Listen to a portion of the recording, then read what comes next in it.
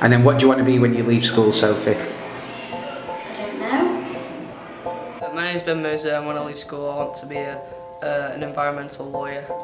My name's Emily and I want to be an actress when I'm older. An English teacher! An English teacher. Yeah! Math teacher, obviously. I wanted to be a spaceman. When I was at school, I didn't want to do anything, and I ended up being a teacher. When I leave school, I want to be a cricketer. I wanted to be a marine biologist. When I left school, I wanted to be a pilot. I love the thought of learning how to fly. Well, when I leave school, I'd want to be a special effects engineer. Well, I would like to be an actress or a singer. I want to do something that excites me, that I want to do, that I look forward to do every morning and don't wish that I should have done something else. I want to become an air hostess. I don't really know what I want to do when I'm older, but I know for a fact that I'd like to travel. When I was at school, I wanted to be a journalist.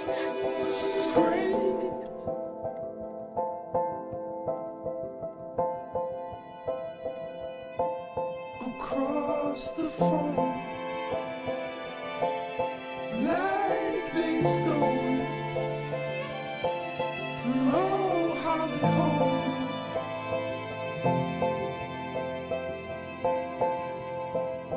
Claire, will you forfeit?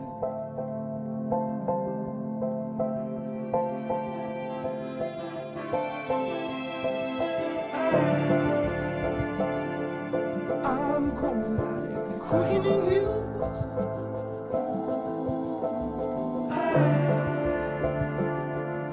I'm telling darkness from lines on you.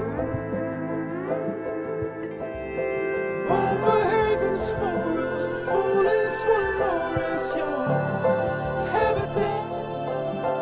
Open low, where the air snap in the whole class the norm.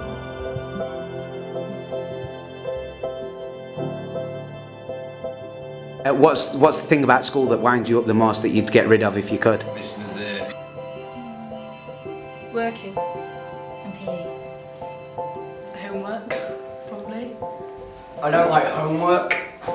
I don't like the time we have to get up in the morning. I'm getting up early in the morning. What about you, Sam? Teachers, they're nasty. Probably having so much to learn at the end of the year and having all the exams coming at once, it was just a lot of pressure really. So you've been looking at the A Better Tomorrow stuff in class and you've been sharing it online and stuff. So what's your thoughts on it? Well, I think it's all for a good cause, and I think it's good because the government in Pakistan obviously aren't supporting it, so you need help from elsewhere, so you can't ask the government for help. So yeah. And what's the best way for kids to support it? Probably share it on social media and like tell your friends to share it as well. But I want to do something that makes a difference, and it does make me sad when I think about all these things around the world because it's not just in Kashmir, it's everywhere. This week in school we've been trying to raise awareness for a better tomorrow. Since 2005, ABT has provided thousands of children and adults with free education, training and employment. Pakistan has the second highest number of children out of school. There are 6 million children in Pakistan that don't go to school. More than 12 million children don't have access to education. That's bigger than the populations of Greece and Portugal. Most children that don't go to school end up working in really bad jobs. These children work in factories or as waste pickers. Waste picking is a back-breaking job. This is especially common amongst refugee children.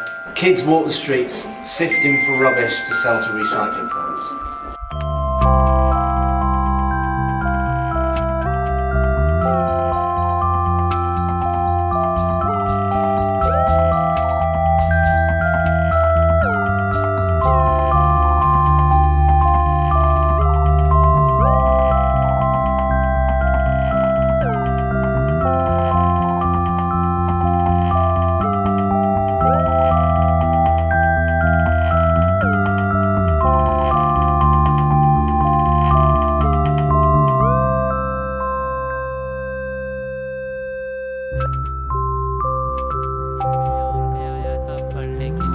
मुझे पता लगा कि यहाँ पे रात को जो बच्चे होते हैं ना गरीब जो नहीं पढ़ सकते थे, गरीब पीछे बड़े बच्चे, वो मुझे पता लगा था कि यहाँ पे पढ़ाते हैं।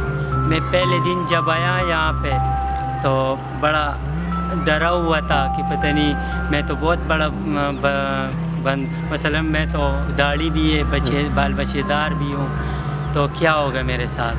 जैसे मैं आया क्लास में बैठा तो इसमें से बाबर साहब आ गए, मुझे देखा तो बड़े खुश हुए कि एक और बच्चे का इजाफा हुआ, बड़ा बच्चा, तो बड़े खुश हुए। फिर मेरे साथ मुझे फिर पढ़ाने का आहिस्ता आहिस्ता शुरू किया, तो आहिस्ता आहिस्ता माशाल्लाह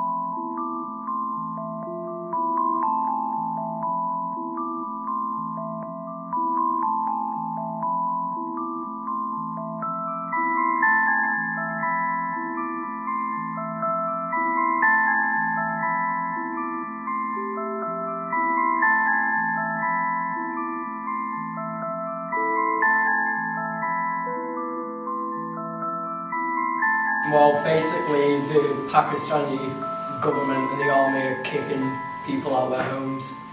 They don't have the rights and privileges in Well, the army Pakistan, as in... The army's being racist, basically. Yeah, they're being very racist. The government is corrupt and they don't want refugees living in their country.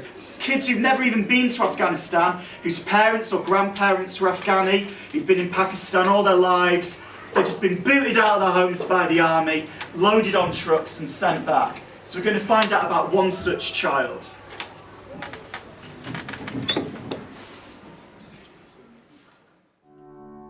I never met a kid who wanted to go to school as much as Raza.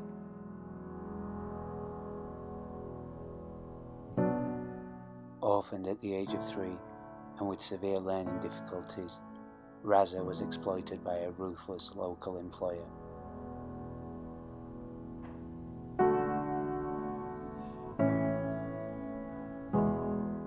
Because of his ethnicity and his unwillingness to talk, most schools wouldn't take Raza. But Raza still dreamed of going to school. He saved up money to pay for his tuition fees, but still the schools wouldn't take him. So he went out and he bought himself stationery and copybooks and sat at home pretending to be in class with all the other kids.